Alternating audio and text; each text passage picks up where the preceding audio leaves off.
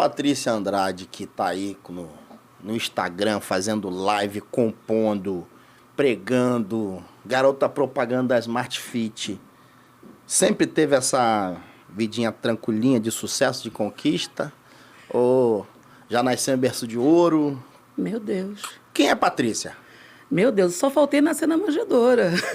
É do nível de realmente, de humildade que a gente tem que ter, de entender. Você é carioca? Sou carioca, filha de mãe carioca e pai que nasceu brasileiro sem querer, né? Uhum. Porque meu avô já morava no Brasil, era português, deixou minha avó com os filhos em Portugal e quando ela veio com os filhos, assim que chegou aqui, já engravidou. Uhum. Meu pai é o único dos irmãos que é brasileiro, então eu sou filha de 2 cariocas.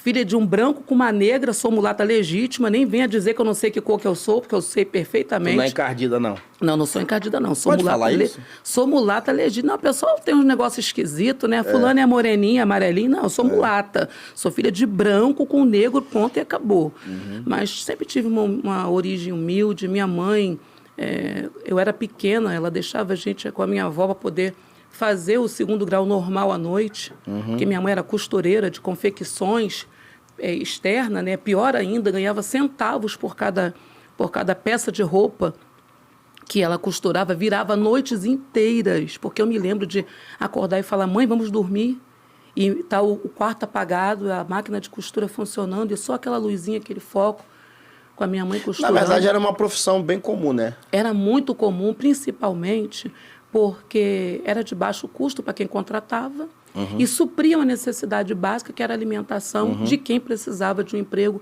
e não tinha carteira assinada. Então, a gente morava com a minha avó, a gente não tinha a nossa própria casa, a gente morava com a minha avó nos acolheu, éramos eu, minha mãe e mais o meu irmão caçula, o professor Anderson, meu irmão é professor de educação física, ele gosta que eu fale que ele é professor, por isso que eu falei, tá? O nome dele é Anderson?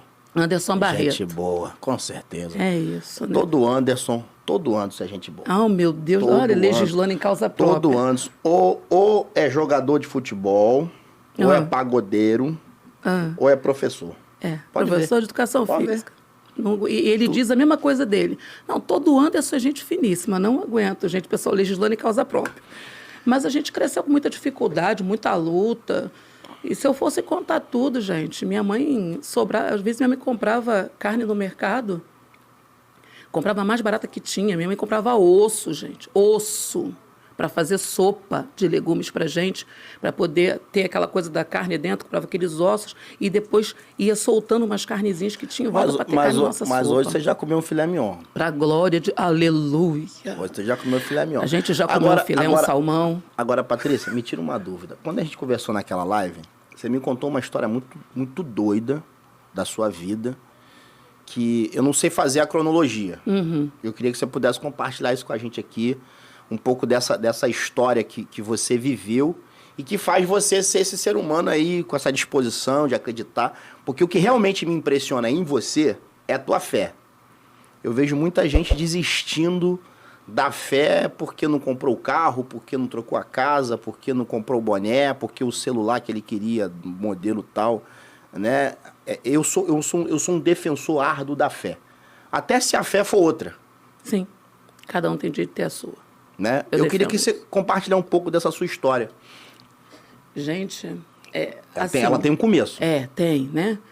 E, assim, eu acho que uma parte muito importante da minha história, porque tudo assim na minha história, tudo que foi assim acontecendo, marcou a minha vida. Eu sou quem eu sou por causa de toda a trajetória que eu vivi, né? Então, eu tive abuso sexual na infância. Essa parte eu não sabia. Pois é. Mas de parente? Namorado de uma tia minha. Misericórdia. Né? Eu fui abusada sexualmente na infância. Quantos anos você tinha? Eu tinha 3 anos e fui abusada até os 5 anos. Pela mesma pessoa? Pela mesma pessoa, ninguém descobriu. O meu cérebro apagou como modo de autodefesa emocional e eu só consegui me lembrar disso aos 17 anos. Ou você não identificava que era abuso? Era abuso mesmo? Abuso penetração? Não era abuso de penetração, porque se ele fizesse isso naquela época, ele me mataria, porque eu tinha 3 anos de idade. Mas era manipulação genital, entendeu? E foi muito triste, porque minha mãe tinha certeza que eu estava protegida, porque eu estava dentro de casa, né? E ele aproveitava um horário, uma hora que não tinha ninguém olhando, um canto do quintal, ou então, eu vou levar ela eu vou ali comprar um negócio no barzinho, deixa ela ir comigo. E aí, num canto de esquina que ele via que não tinha ninguém olhando, ele aproveitava para poder abusar, entendeu? Então, fui abusada sexualmente. Depois de alguns anos, você reencontrou esse ser humano? Nunca mais, mas está perdoado em nome de Jesus. Porque eu não vou de maneira nenhuma carregar ódio e rancor de ninguém, porque isso é tomar veneno e esperar que o outro morra, e quem morre é a gente. Então, está perdoado em nome de Jesus, mas é muito triste você ver um adulto que deveria ser, que deve ser, todo adulto deve ser um elemento protetor da infância, ser exatamente aquele que viola a pureza e a inocência de uma criança. Uau. Forte, hein? Muito triste. Forte, forte. Mas e aí? Aí tu venceu essa primeira batalha da vida? Passei por isso, passei por uma adolescência conturbada, adolescente doidinha, né? Não conhecia... Tu sempre foi crente? Não, minha mãe era de outra da religião? Umbanda, assim. Minha mãe era umbandista, contrariada, apanhava dos espíritos, incorporava dentro de casa e apanhava deles. Eu cresci vendo os espíritos manifestarem no corpo da minha mãe, esfregarem a cara da minha mãe na parede da sala, baterem com a cabeça dela. E minha avó Você chegou alguma vez a receber algum desses também, não? Não, nunca. Graças a Deus, né? Mas teve uma perseguição espiritual muito grande. Com quantos anos você foi para a igreja? Dos crentes? Eu fui para a igreja dos crentes numa EBF. Igreja Batista Memorial do Parque Anchieta. Eu tinha 11 anos de idade, fiquei ali uns 2 anos. Minha mãe, na época, um bandista, perseguiu horrores. Mas você se converteu ou Nessa você época, passou a frequentar o ambiente social cristão? Eu frequentei o ambiente social cristão, eu ouvi a palavra, gostava, mas aquilo não gerou mudança em mim. Porque a gente tem que diferenciar. Eu falo isso porque tem gente que não gosta, fica até chateado comigo. Porque hoje em dia as pessoas passam a frequentar a igreja, que é um lugar maneiro, as pessoas são bacanas, né?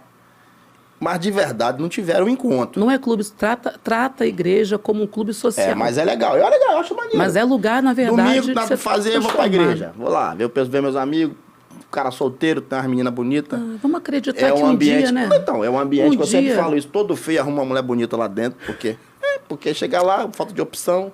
Né? Mas no seu caso foi conversão mesmo? Foi, graças a... Aí nessa época não, mas depois de 12 anos afastada, porque eu me afastei aos 14, então com 26 anos eu tive um encontro com Jesus, que me deu 2 tapas na cara, que eu brinco muito que eu falo isso, né? Porque Jesus me pegou de um jeito que eu não tinha para onde correr. Né? E ali a minha saída, o recurso para a minha vida era o reino. Eu entendi isso, que era hora de me dobrar. Tive encontro então você está dizendo aqui que Jesus dá tapa na cara? Dá, gente. Dá sim. Jesus dá tapa na cara de gente desorientada. Aí. É só prestar atenção. Essa vai pro corte. Jesus dá tapa na cara. Dá tapa na cara. Você pode até não sentir a mão, mas a dor, meu irmão. Mas tu canta... Mas dói? Meu Deus. Então não dá nem para cantar aquele louvor. Qual louvor? Tapinha não dói. Não, esse. Dói com muita força, meu Deus. Você acabou de assistir mais um corte do Conta Aqui. Participe, comente, indique. A sua opinião é muito importante. Obrigado.